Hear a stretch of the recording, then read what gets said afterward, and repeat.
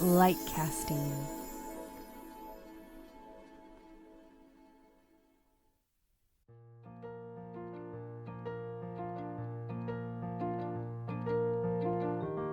Hi, sweet souls. Welcome to I'm Awake, Now What?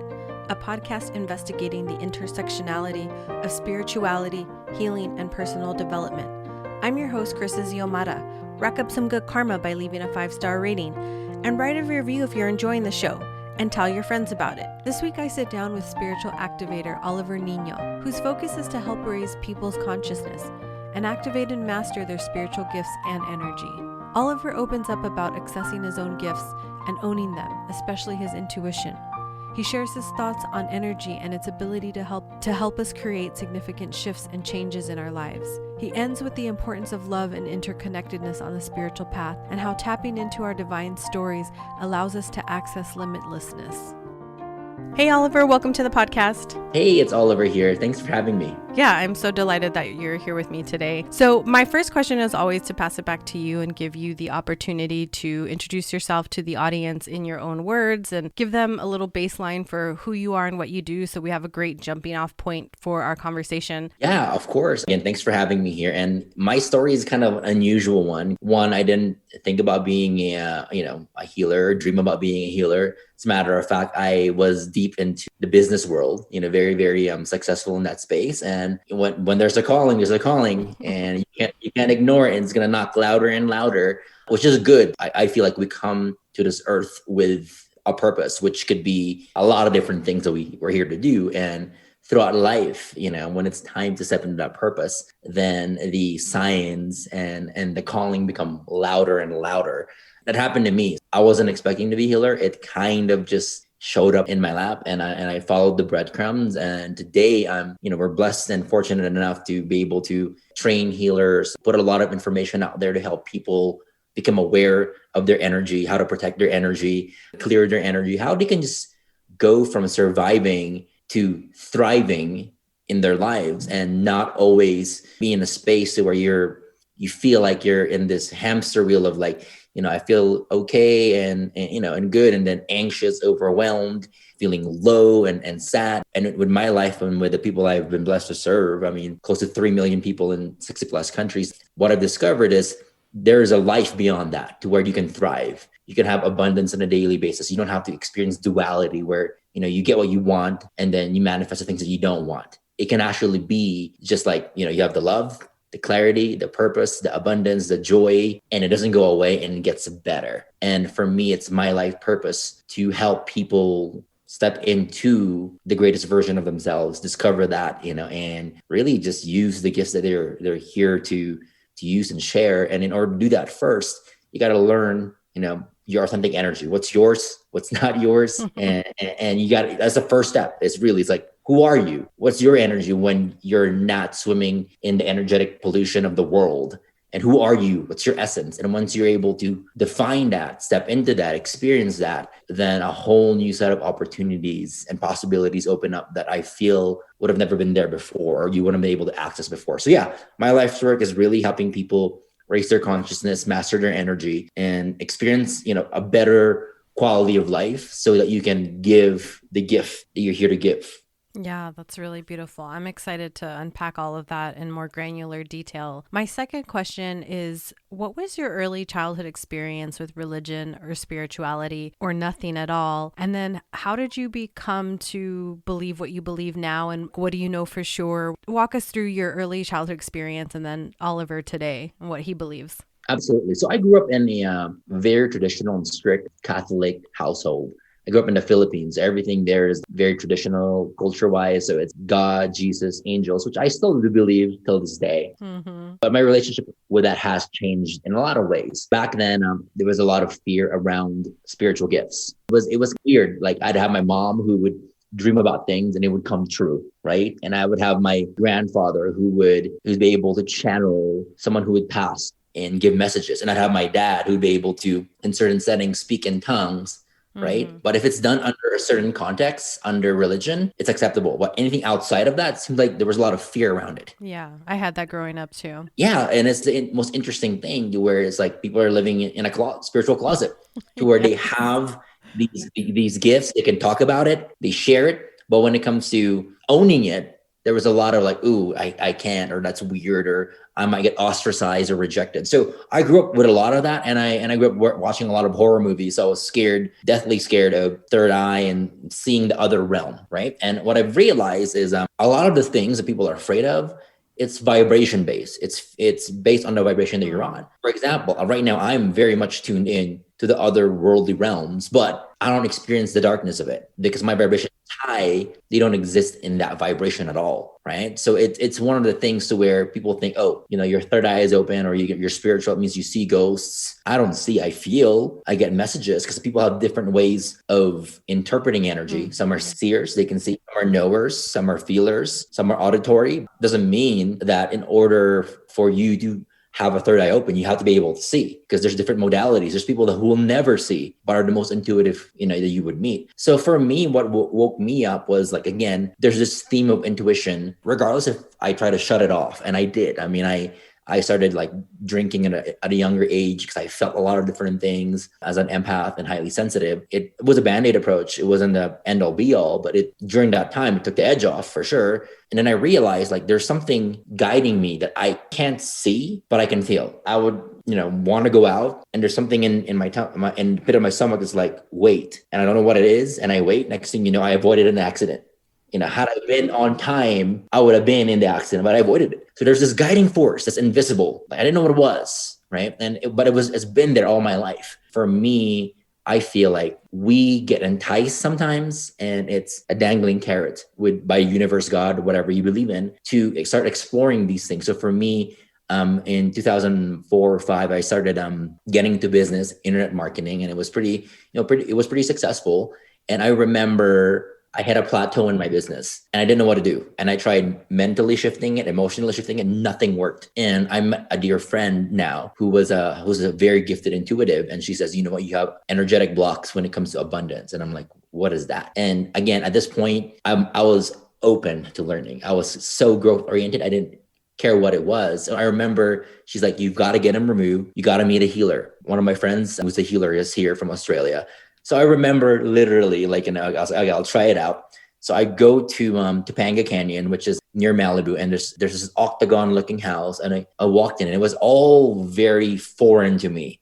I'm very left brain, skeptical, logical. So I walk in there and music's playing, incense is burning, right? And I'm like, what is this? And I'm like, all right, let's, but back then I still have a people pleaser mentality. So I was like, okay, well, whatever. And this guy comes in like wearing all white, right? Back then, shamans weren't even thing. But he was just explaining like, you got blocks in your system.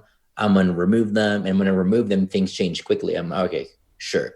So I remember sitting there for 30, 40 minutes feeling like, are we done yet? And it's like, oh my gosh, it's only been 2 minutes. Right? But it felt like eternity when you can't talk and you have somebody in front of you waving crystals and wands. And I'm like, all right, this is starting to feel like I've been conned in a way, because I've never experienced it. And then I would peek from time to time, and he would just be there making sounds, moving things around. And I'm like, gosh, the only thing I can feel at this point is my tummy grumbling because I'm hungry, and this is very boring. I wasn't experiencing anything visual, and I couldn't see, I couldn't concentrate. I'm like, would this even work? Because as you're doing this, I'm thinking about business and all those different things that have nothing to do with healing, right? So I had all these different things, and I was the biggest skeptic.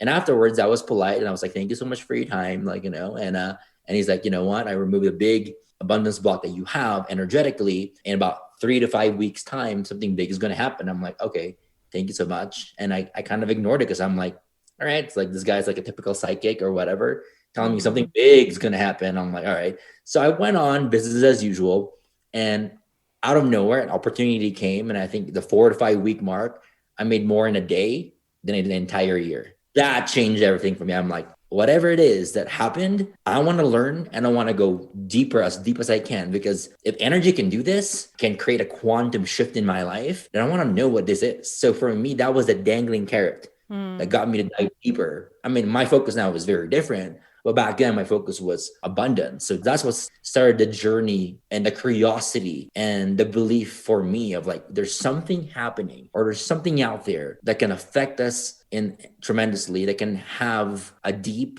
lasting and also quick results when it comes to what you want, and it's energy. Mm-hmm. And 2 months afterwards, of course, my mind and my emotions, they weren't aligned with the energy. So I spent all of them. I bought a car, went on vacations, paid bills for my family members.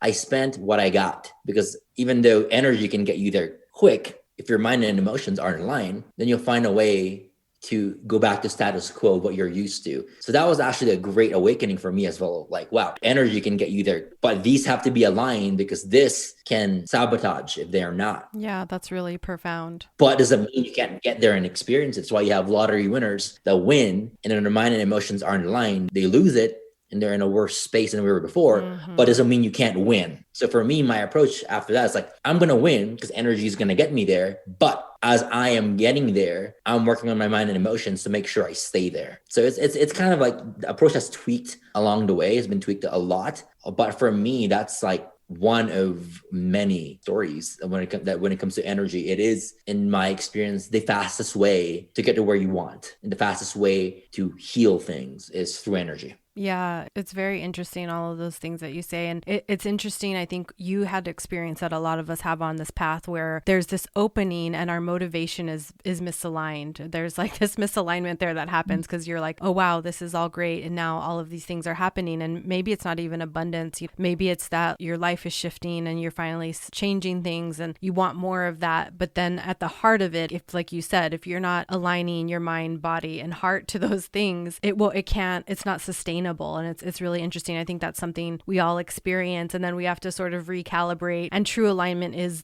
those three things. And talking about the energy, I really wanted to talk to you about this because obviously you do a lot of work in the energy space. And I feel like for me, I felt very disillusioned by my religious experience growing up in a very strict Catholic home, but also we were part of kind of like a cultic offshoot, which I've mentioned on the podcast a million times, so I won't get into it. On my journey, the last decade and a half, basically, one thing I've come to learn is that I feel like in some ways, energy to me feels like the ultimate faith. Like it's the one thing that is, I just know cannot be, what's the word I'm looking for here?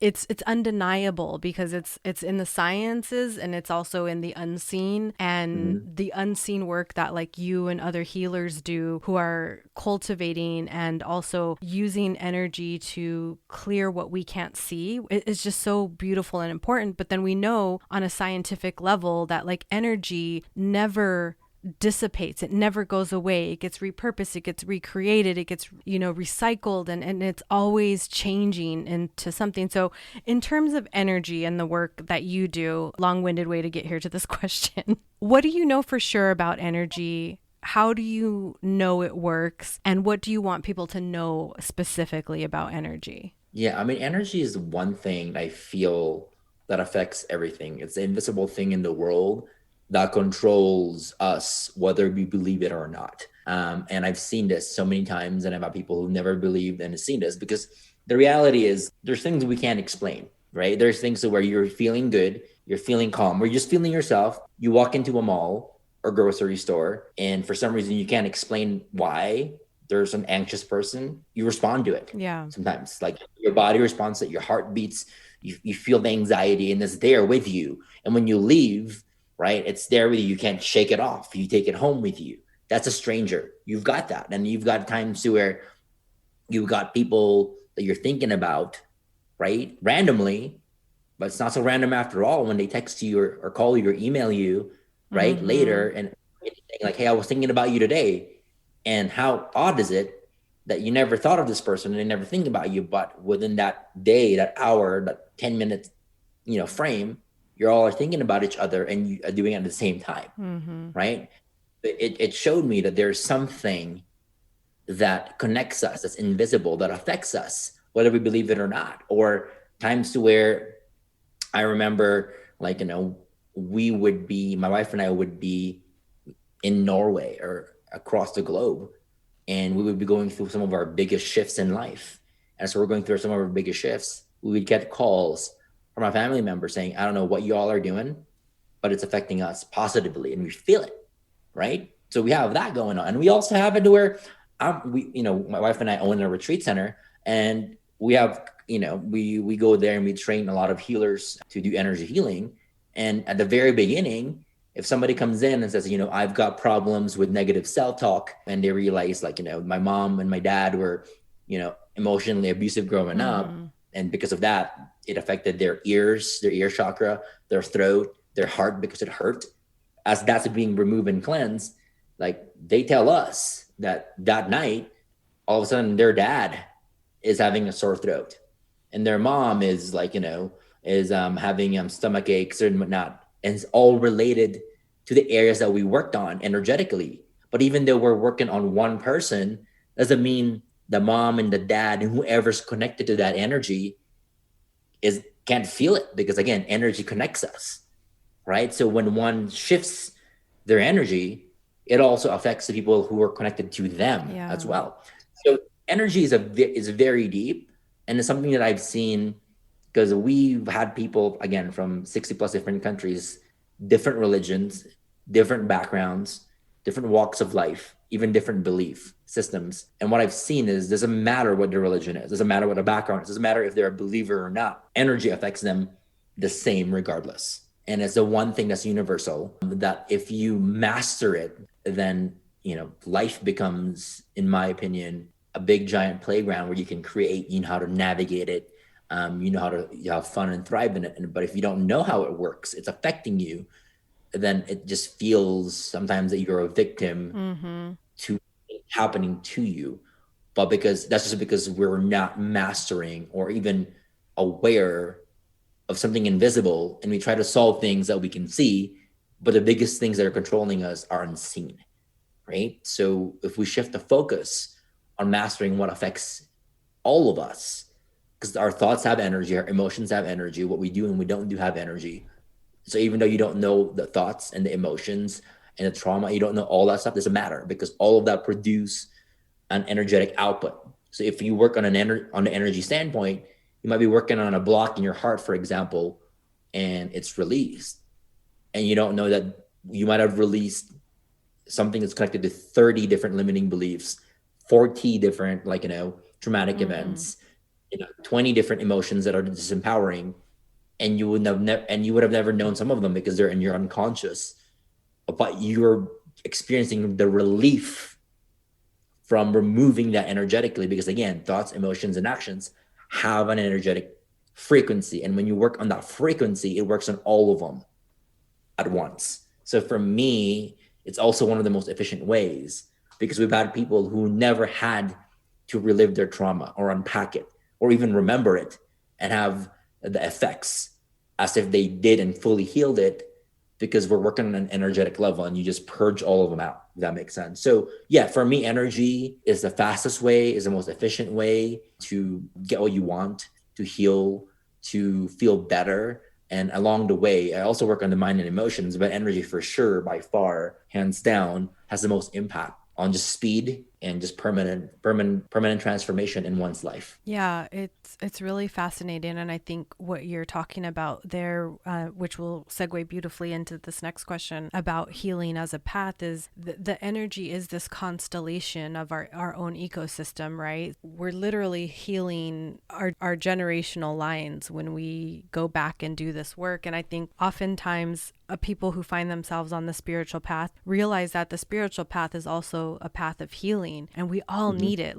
And something I've learned in my own experience is that healing is for the rest of our lives. We not only do we come into contact with trauma or traumatic experiences throughout our lives, aside from what we're carrying from our childhood, that tends to be the bulk of those experiences. When we're doing this energetic constellation healing that you're talking about, there's this Mahasangha that happens, which Buddhists call, like a whole group of people that are being elevated and released and relinquished from all of these things. In your eyes, with this work that you do, how important do you think it is to embrace healing as a life path, and how does it relate particularly for the evolution of the human spirit? Yeah. So I look at it very differently based on what I've experienced. I don't see healing as a lifelong thing. It could be if you're using modalities that stretch things out to make it lifelong. Okay. The way I look at it is that we have things that we have to work through, blocks or traumatic things, whether it's,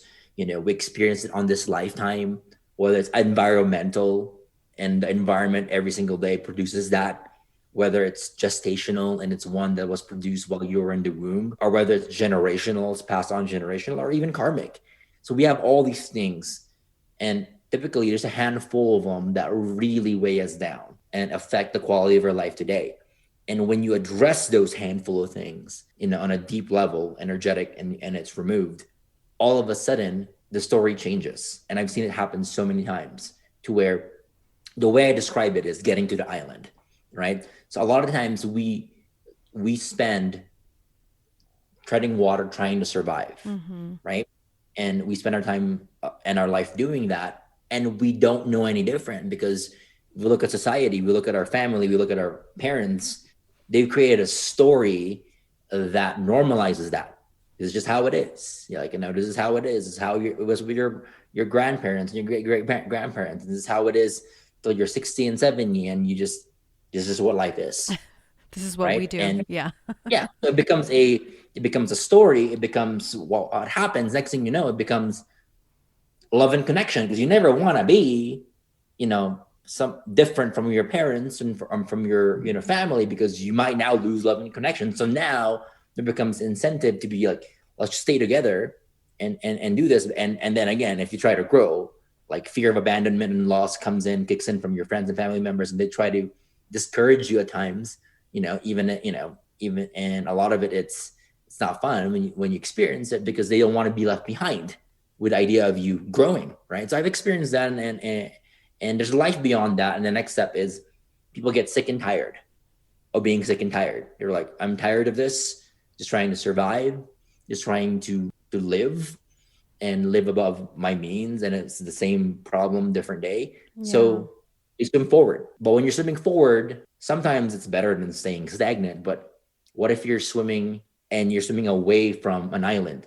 That means you can swim forward for the rest of your life and never get to an island to relax, but you're swimming, and it just feels more like you're more in control, because you're at least not staying in the same place. And sometimes it's easy to confuse like movement or you doing something with progress, right? Because as you and I know, sometimes the busier you are, if you're not working on the right things, it doesn't really move the needle. It just keeps your mind off the issue, and your mind's not there, and you feel like you're doing something because you're busy, right? So there's people that do that, and I was that for a long time. You swim, at least you're feeling empowered that you're not just going to stay put, you're going to do something about it, but it doesn't always guarantee that you're going to get there, right? And then there's the island, and people get to the island, right? And when you get to the island, all of a sudden you're not swimming, you're not staying afloat. So the energy, the 80, 90, 95% of your body's energy and focus that was used to swimming and staying afloat now becomes free, because in the island, you're drinking your favorite coconut drink. If you like coconut, you're relaxing. There's people there. You're not in survival or trying to serve. You have all your needs met. So you acclimate at it at first. Sometimes you might get bored and you might miss being out there. So you go back only to realize, okay, I don't have to be back there, right? But you acclimate, and when you realize that you're not surviving, you're thriving, you start getting bored, because you realize, wow, this is all there is to life, and it becomes boring, because now you freed yourself up with so much capacity that's not being used to survive. And where does it go to? And that's when people are like, what am I here to do? What am I here to create? Who am I here to help? What's my life's purpose? What would I like to experience in life? And I feel like that is the beginning. It's the beginning, because that's really what we're designed to experience. But then life happened, programming happened, trauma conditioning, happened, conditioning happened, external influences happened, domestication, all of the things. Exactly. So for me, I've been in that space for a while. I've seen a lot of our clients that come in, and when we first talk to them, they have this story, right? That they say, oh, I'm just depressed all the time, or I've been in, meds, or this and different, I've been in chronic pain, whatever it is. I've been in abusive relationships. And then we do the work, and you can never tell, because you never tell how fast somebody implements in their life, whether it's a month, 3 months, 6 months, a year. We come see them, or we communicate with them again. And we're like, how are you doing? And they're like, well, and before they can say I'm depressed, or they stop themselves because they just realized in that moment that that no longer is true. Mm-hmm. They're in a different reality, and the problems are different now. Because I hear it all the time. They're like, my friends and family members have noticed a change. I'm actually not struggling with this and that, but I'm trying to figure out, how, what my purpose work is, what my calling is, like how to be more fulfilled. So now you can shift over to actualization, fulfillment, and experiencing, the higher emotions in life, the more empowering one, because you're craving more. You're craving more expansion, more evolution, right? And more understanding and stepping into your full potential. So for me, it's not all about healing. Healing is a phase. Then there's thriving, and then after you thrive and you've got so much to give because your cup is full, your needs are met, now comes the purpose work of what am I here to do. But the healing part becomes the entire life for somebody who they do a band-aid approach to where they don't solve it at the root. So healing becomes life because it never gets solved. But when it's solved and it doesn't come up anymore and it's not holding you back, then there's a life beyond healing. And that's the thing that I've experienced, and that's the thing that I've seen with people that we've helped, and that's the thing that we share is like, it doesn't have to be long. It doesn't have to take decades, and have to take years. If you do it right and you address it at the core, life can be different, and you can flip that chapter, and you're no longer in that healing phase. You're now in the thriving and expanding and stepping into your calling and purpose work phase, which is, what life is all about.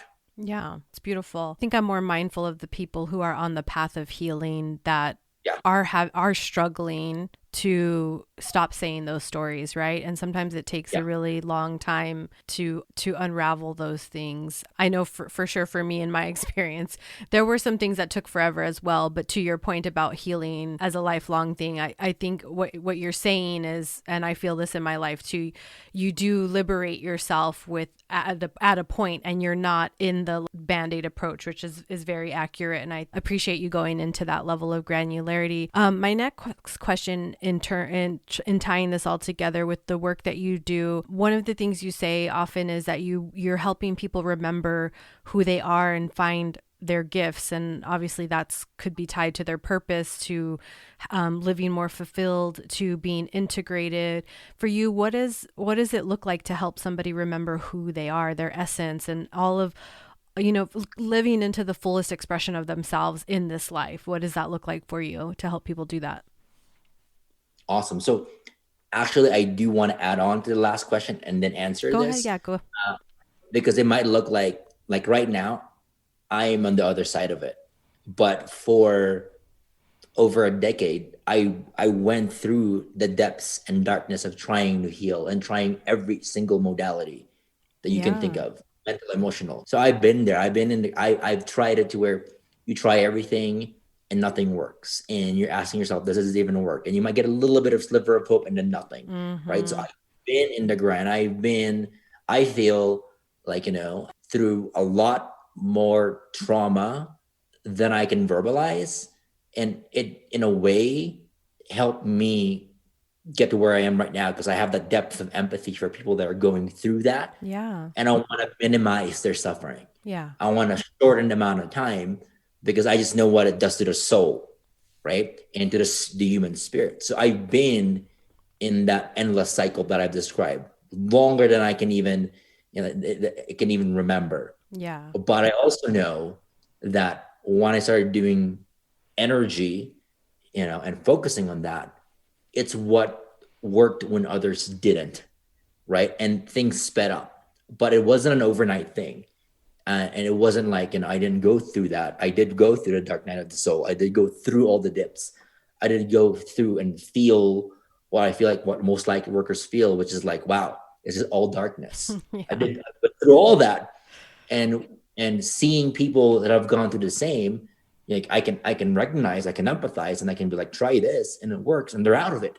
So I feel Like there like, was a real usefulness and alchemic process in all of the trauma that you had, because it's built this incredible sense of empathy and understanding for the people that you work with. yeah, and the biggest gift is I didn't break. Yeah. What most people do. And at times I felt like I broke down, and it was all shattered pieces. But reality is like everything that I went through, I didn't know it at that time, right? But looking back, it so helps with my purpose work now, Mm-hmm.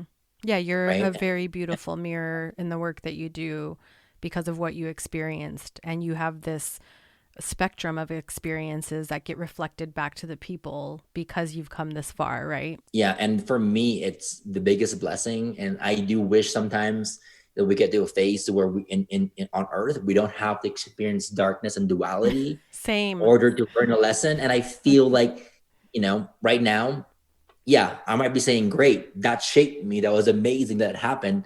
But I don't know who I would have been if I wasn't, if my path wasn't hindered from the get go. If I came in with a lot of light and from childhood, I just turned on that light and shared that message, I don't know the difference because I went through a path of duality. But I do hope and wish and one of the things that I do work on is how is it that we don't have to turn our lights off as kids? Because again, coming back to spiritual gifts, like when it comes to spiritual gifts, we were born with all the tools, all the resources that we need, not only to thrive in this life, but to make an impact. But somewhere along the way, we shut it off. So if we have a gift, let's say, and our gift is intuition, right? And third eye, and that gift is supposed to lead us to the things that will bring us happiness and joy. And that whatever we ask for, want to manifest, our intention, our prayer, that intuition is our communication with our higher power and source that gets us there in the fastest amount of time possible, right? And also it helps us avoid all the unnecessary suffering. The way I look at it is like you can be blindfolded walking into a landmine, and because you have your intuition turned on, you know exactly where to step and you'll be safe every single time. Mm-hmm. Because that's what guides you when you can't see, when you can't hear, when you can't feel. And a lot of times in the world that we live in, that's the situation. So much is going on. We are exposed to so many different things at any given moment that we can't think clearly, see clearly, hear clearly, feel clearly. We can't. It's compromised. And the only way through some of these situations is through intuition.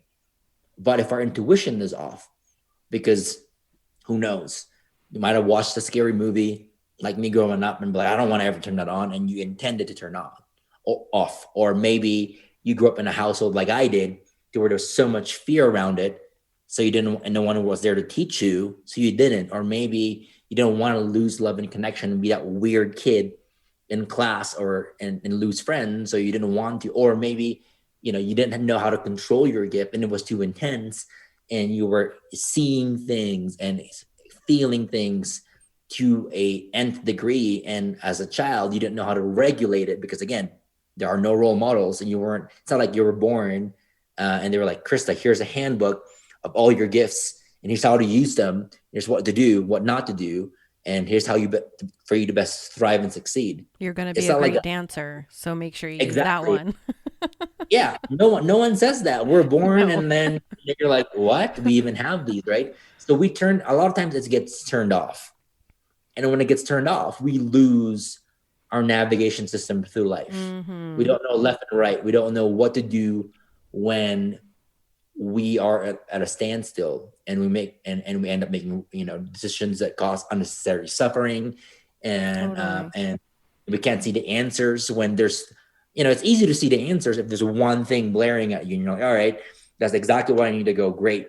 But when we're being bombarded with 40,000 pieces of data and information every second, right, there's just no way to differentiate signal from noise. Signal are the signs from higher power, noise is everything else. When there's so much noise, it's so hard, needle on the haystack, to find the signs. And that's why it's even harder when you turn that off, or it gets turned off by an environment. That's why it's such a, for me, it's like, it's so predictable. I've seen it so many times. They're gifted at, when they were kids.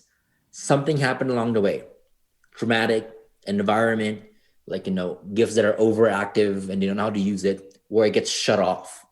And people sometimes, like, like myself, Like, they sweets, it's chocolate, it's alcohol. Some people do drugs, some people do different things to escape the gift because they don't know how to use it. They think it's bad or it's painful or they heard something negative about it, right? And what ends up happening is when it's off, it causes them to make these unnecessary choices that bring in more suffering until they get to a point of like, rock bottom where nothing is working.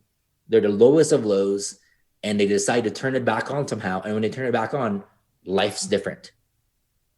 And because they have the tools that they were born with to thrive in this world. And that's what I've seen over and over and over again is once you step into them lovingly, right? And you know how to master your energy, you know how to master the thing that affects you and everybody else.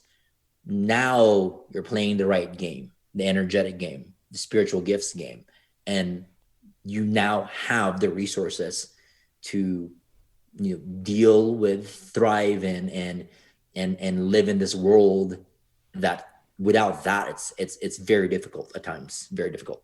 Yeah, it's really interesting how we can go against ourselves and self-abandon even like our spiritual gifts. And I think you're so spot on about this light that we come into this world with. And we are just so gifted as children. We were made to fear all of that stuff, like psychic abilities and, intuition was sort of witchcraft, all of the things. And I've had to have a big unlearning for myself. I think we have so much potential as human beings, and we don't tap into it. And a lot of that gets wiped out because of religion, government, societal norms, whatever garbage is kind of thrown on us. Well, you bring a good point. Think about it. Like even witchcraft, right? Think about how we're programmed to. If you were practicing witchcraft in the olden days, you were stoned to death, or you were burned at the town hall or something, right, in front of everybody to see. So that is ingrained in stories and history, right? And then now, so in our minds, we are programming, okay, witchcraft equals ostracized from society and possible death, right? So now that label is very charged and seems very real, right? And then you see movies and you see witches and you're like, okay, they're not portrayed, correctly, or now there's an association of you're a witch, you're doing all this paranormal stuff, right? So now when you God forbid you have a dream of something that that comes true, or you're exploring a natural part of you, intuition, and you share it with somebody who has that belief and they label it as evil or witchcraft, now that programming kicks in and you're associating it from a younger age or an older age or whatever age that happens to who you are, what you came with, is not good and can cause you to die or lose love and connection or be ostracized. Now it's linked with pain, enough pain to make you to want to disown that part of your, right? So that's what happens. And it's a process, and it's a very loaded one, because once you hear that and the associations are very real, given a choice, our brains are here for survival, primarily to protect us. Right. To avoid fear and danger and all the things. Yeah. Yeah. If your brain kicks in saying, oh, wow, you have this thing and you might not survive because of it, or ostracized, or we want to be safe. Your brain protects you now, and now division happens. And when that happens, again, it's something that can't be reversed, but that's typically the process of why, we turn off our lights, because the system, in a way, like you mentioned, isn't designed to support us thriving and embracing and using, our spiritual gifts that we were born with.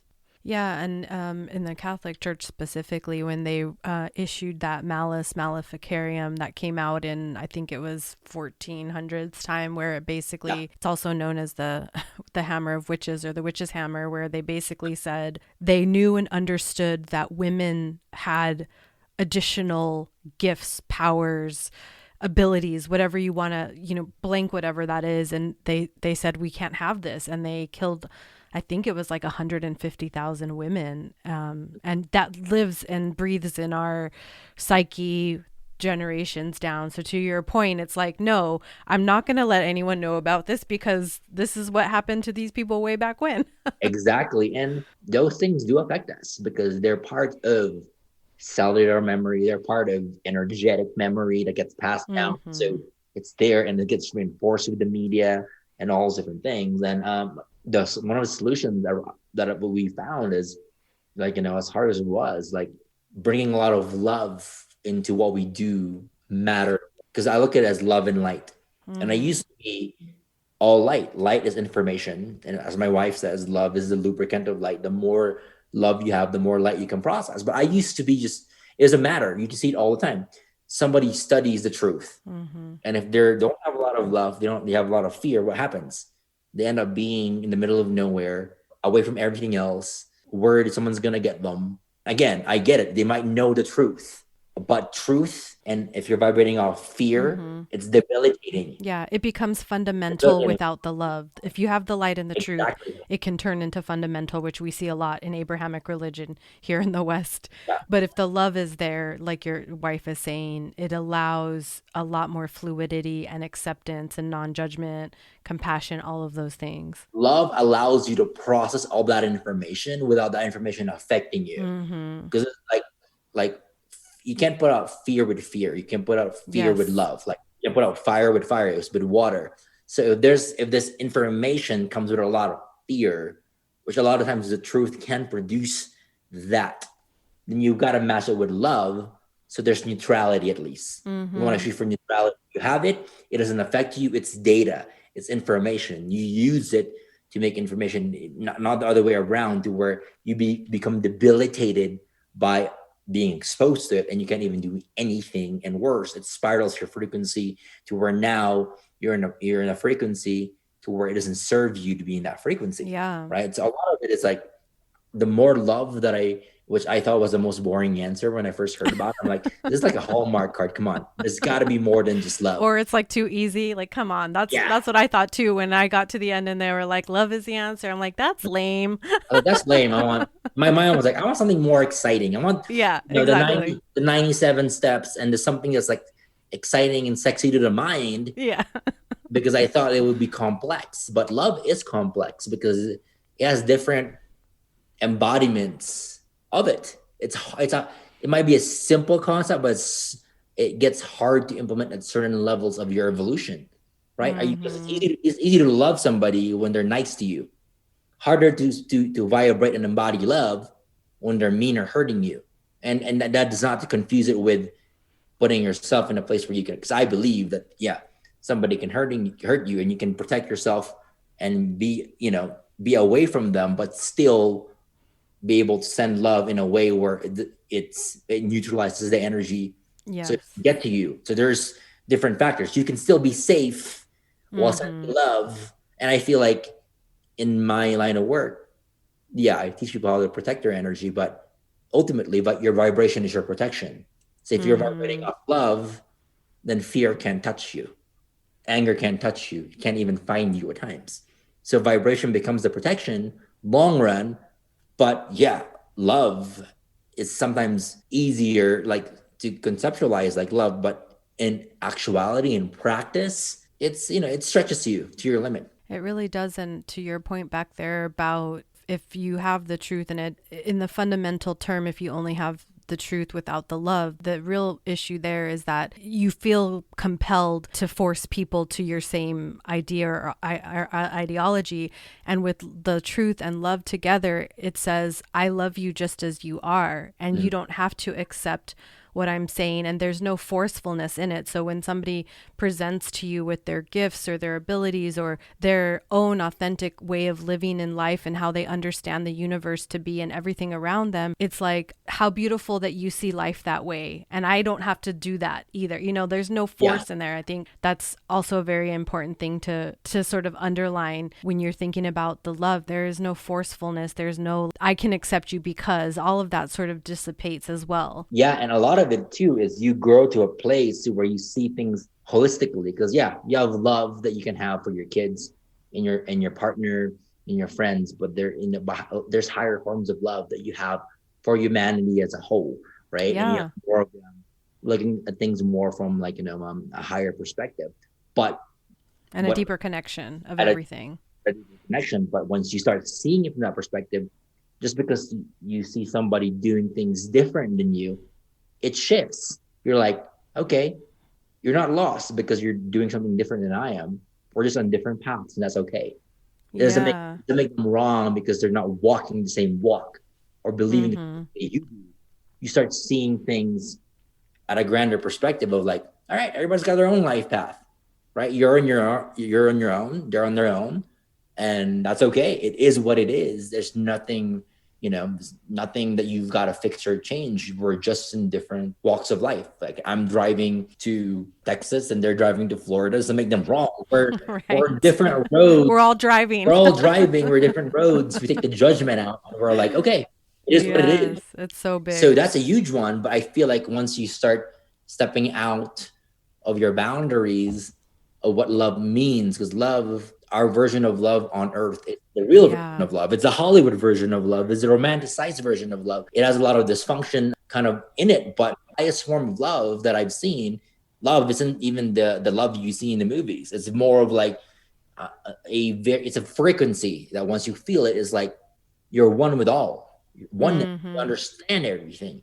You understand that life force runs through everything that you see, and that we're all connected. And then you have a deeper understanding and empathy for the whole, which brings forth a different kind of love that's very different Mm-hmm. from what we see or what we know the word to be. Right. Yeah. So I feel like there's that too.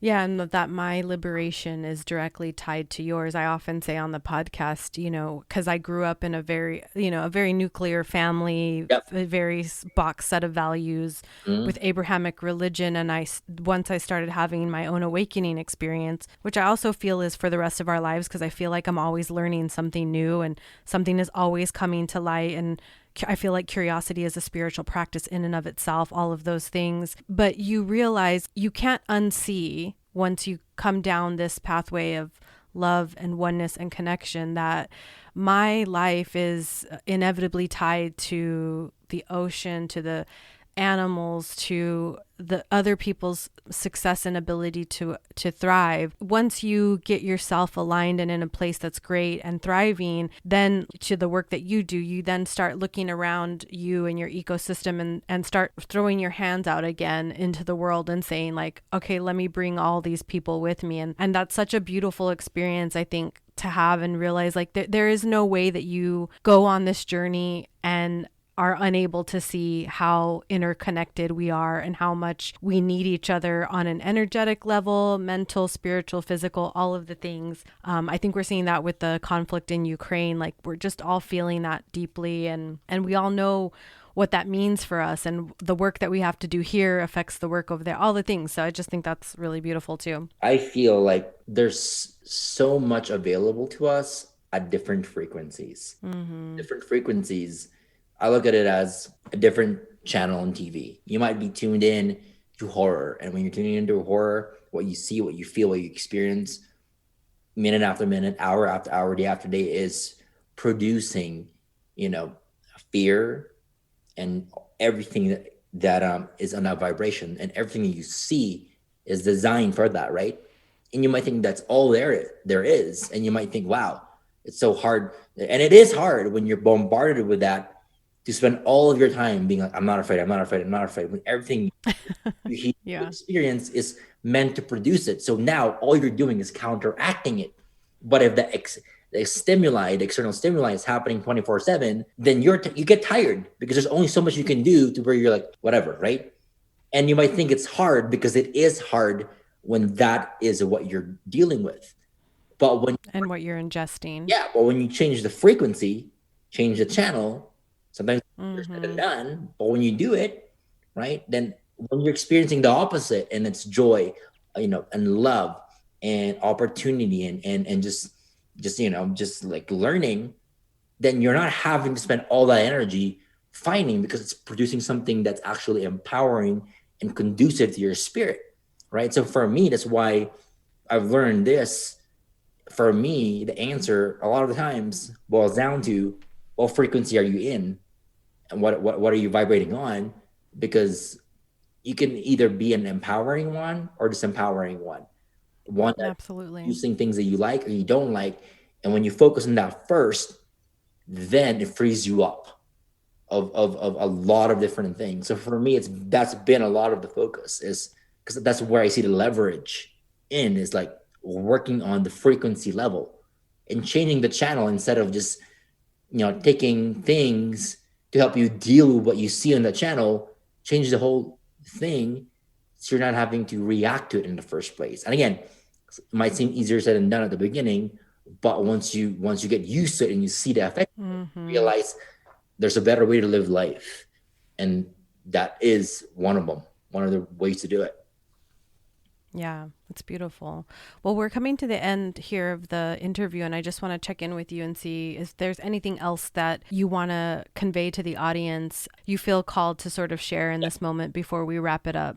Yeah, that at any given moment in time, like, we have our human story, right? And I want to share with you like one of the most profound experiences that I had that woke me up. When I was still in the business world, I experienced a lot of pain in there that caused my heart to shut off. And I remember, like, and it was like, to summarize it, like, yes, build businesses, had employees and partners came in and run away with it and badmouth me and that kind of stuff. And it cost me for a while to lose faith in humanity, to think, wow, people are out there to hurt you. And of course, I took it on myself of like, wow, I let these people do this. I'm to blame. And I spiraled in shame for a long time. And even though when I was spiraling in shame, I at that point, I've done like 10,000 different energy sessions with other people, for free, donating my time back in the day, because, like, I love doing it. And it was something that I just could not shake off. I needed to do it. So I did it. But I was still playing small. I didn't want people to see me. I didn't want people to know who I was. I didn't want to be hurt, and I didn't, and I didn't think I was worthy of being known to help other people. I wanted to hide. So I remember, me and my wife now, we lived in Sedona multiple times. So we visited an intuitive there that became our friend. But first time we met her, we were there, didn't tell her anything. Like, she held both of her hands, looked at her eyes, was talking to me, and it was like, you know what? There's some heaviness around being seen. And I'm like, well, yeah, this is what happened in the past. Like, a lot of people were hurt because of decisions that I made. I don't think I'm worthy to serve. I'm not the person I imagine and I see wearing white, like, pure for 30, for 16 hours a day, for 30 years on top of a mountain with no negative thought. I just don't match what I perceive as somebody who would make a difference. I had a different rule around it. So I told her all that stuff. And what she mentioned to me was so profound, was she's like, listen, everybody's got a human story. Everybody in the world. Everybody's gone through trauma, some sort of pain, things they're ashamed of, things they're guilty about. You name it. Everybody's got a human story. So you're not that unique in terms of everything that you're feeling.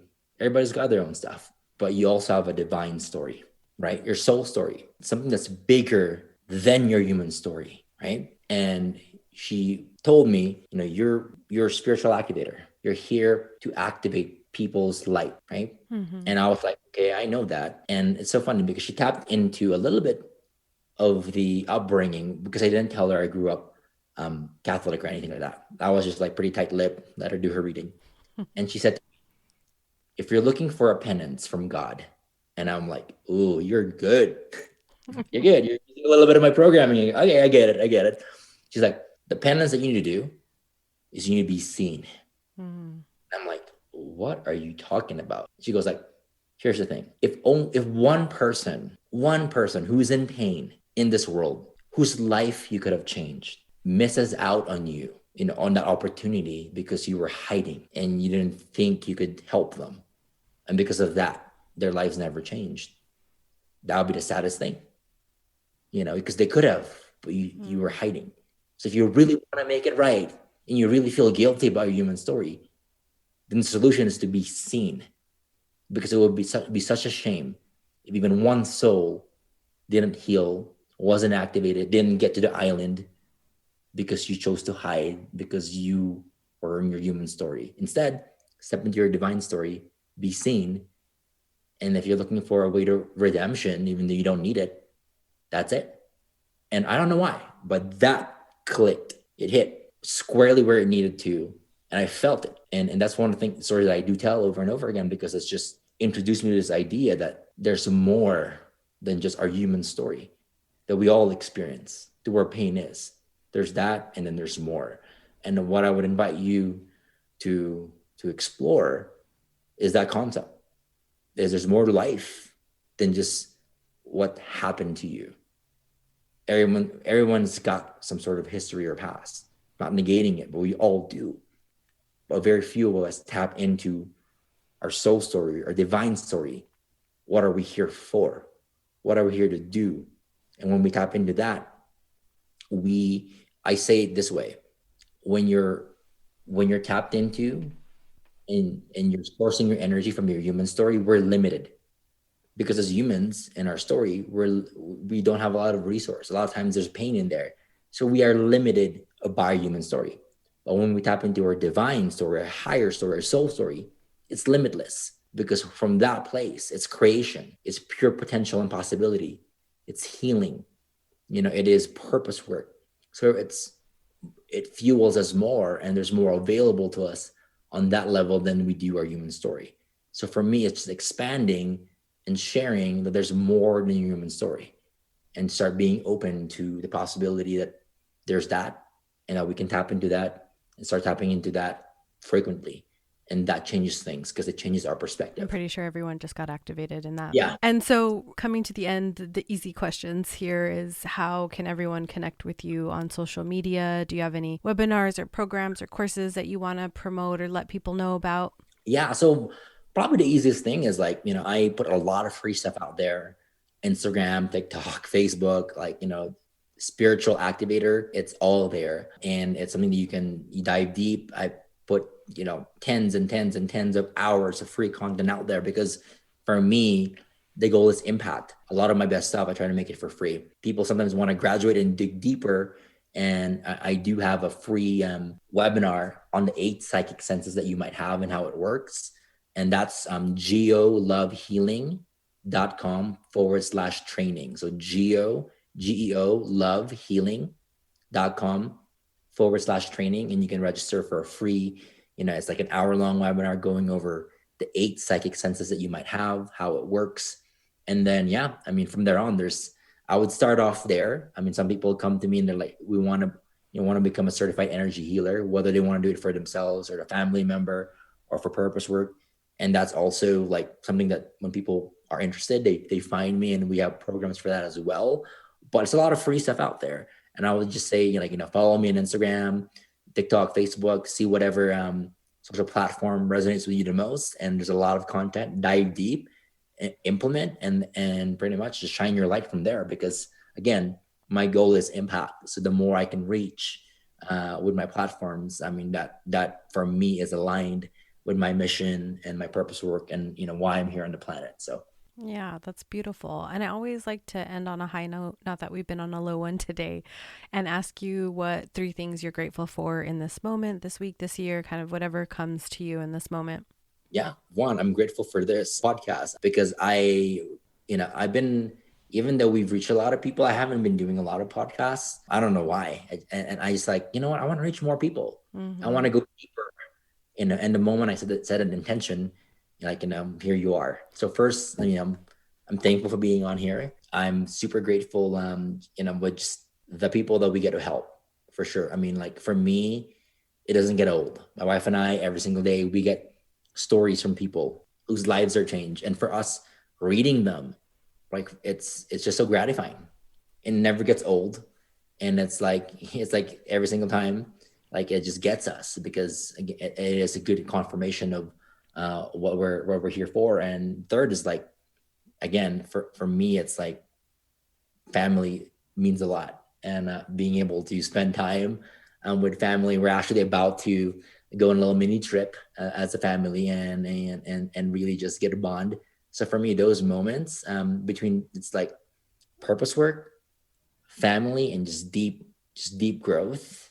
Those for me, those are the things I'm truly grateful for, because I know that like it's the thing that fuels me to also be able to give back. So my life is, play, serve, and I'm grateful for like being in that space of not being in survival anymore and being in a place where I can thrive, give back and serve, help other people, recharge, like, do things I love, give back and help. And that being the phase of life that I'm in, I'm extremely grateful for that. Yeah, that's beautiful. Well, I had such a wonderful time with you today, and I know you said some really beautiful things that I have no doubt are going to help people on their path of awakening and healing and becoming and liberating themselves and getting to that frequency of thriving, which I think is what we're all here to do. So I really appreciate you coming here and sharing your wisdom with the audience and being a light in this world as well. Thank you so much. This podcast was written, directed, and produced by me, your host, Krista Xiomara, in alignment with LightCasting. Music curated and created by Mr. Pixie. You can find I'm Awake Now What on all social media channels by searching IANW Podcast. Head over to your favorite podcast app and subscribe, download, rate, and review. Come back every Sunday to partake in a new and enlightening conversation. May you be filled with love and light until we meet again.